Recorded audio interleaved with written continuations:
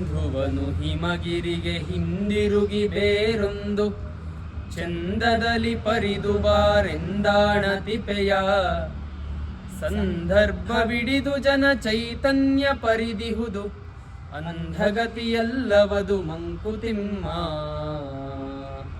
ಹಿಮಾಲಯದಿಂದ ಹುಟ್ಟಿ ಬರುವಂತಹ ನದಿ ಅದು ಇಳಿಜಾರು ಹೇಗಿರುತ್ತೋ ಹಾಗೆ ಹರ್ಕೊಂಡು ಹೋಗುತ್ತೆ.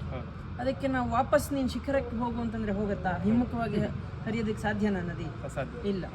ಅದೇ ರೀತಿ ನಮ್ಮ ಜೀವನವೂ ಕೂಡ ಕಾಲಕ್ಕೆ ಅನುಸಾರವಾಗಿ, ಸಂದರ್ಭಕ್ಕೆ ಅನುಸಾರವಾಗಿ ಬದಲಾವಣೆಗಳಾಗ್ತಾ ಇರುತ್ತೆ. ಆ ಬದಲಾವಣೆಗಳು ನಮಗೆ ಇಷ್ಟ ಇರಲಿ ಕಷ್ಟ ಇರಲಿ, ಆ ಬದಲಾವಣೆಗಳು ಆಗ್ತಾ ಹೋಗುತ್ತೆ. ಅದಕ್ಕೆ ನಾವು ಈ ಥರ ಬದಲಾಗಬಾರ್ದಿತ್ತು, ನೀನು ಇನ್ನೊಂದು ರೀತಿ ಬದಲಾಗು, ವಾಪಸ್ ಬಾ ಅಂತೇಳಿ ಹೇಳೋಕ್ಕಾಗಲ್ಲ. ಈಗ ಎಷ್ಟೋ ಜನರಿಗೆ ಅವರಿಗೆ ವಯಸ್ಸಾಗೋದು ಇಷ್ಟ ಇರಲ್ಲ, ಆದರೆ ವಯಸ್ಸಾಗೋದು ಸಹಜವಾದ ಸ್ವಭಾವ, ಅದು ಹಾಗೇ ಆಗುತ್ತೆ. ಹಾಗಾಗಿ ನಮ್ಮ ಜೀವನದಲ್ಲಿ ಏನೇನು ಆಗಬೇಕು ಅಂತ ಕಾಲಕ್ಕೆ ಅನುಸಾರವಾಗಿ ಆಗಬೇಕು ಅಂತ ಇರುತ್ತೋ ಅದೆಲ್ಲ ಆಗಿಯೇ ತೀರೋದು. ಅದಕ್ಕೆ ನಾವು ಹೀಗಾಗಬಾರ್ದಿತ್ತು, ಹೀಗೆ ಹೋಗಬೇಕು ಅಂಥೇಳಿ ಫೋರ್ಸ್ ಮಾಡೋದಕ್ಕೆ ಸಾಧ್ಯ ಇಲ್ಲ. ಫೋರ್ಸ್ ಮಾಡಿದ್ರೆ ಅದು ಫಲಿಸುವುದೂ ಇಲ್ಲ ಅನ್ನೋದನ್ನು ಗುಂಡಪ್ಪನವರು ಈ ಕಗ್ಗದಲ್ಲಿ ಹೇಳ್ತಾ ಇದ್ದಾರೆ.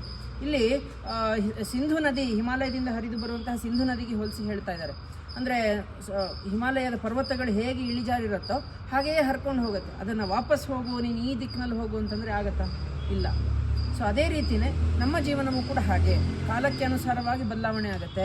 ಆ ಬದಲಾವಣೆಗಳನ್ನು ನಾವು ಅರ್ಥ ಮಾಡಿಕೊಂಡು ಅದನ್ನು ಅರಗಿಸ್ಕೊಂಡು ಜೀವನ ಮಾಡಿದ್ರಷ್ಟೇ ನಮಗೆ ನೆಮ್ಮದಿ ಇರೋದಕ್ಕೆ ಸಾಧ್ಯ. ನಮಸ್ಕಾರಗಳು.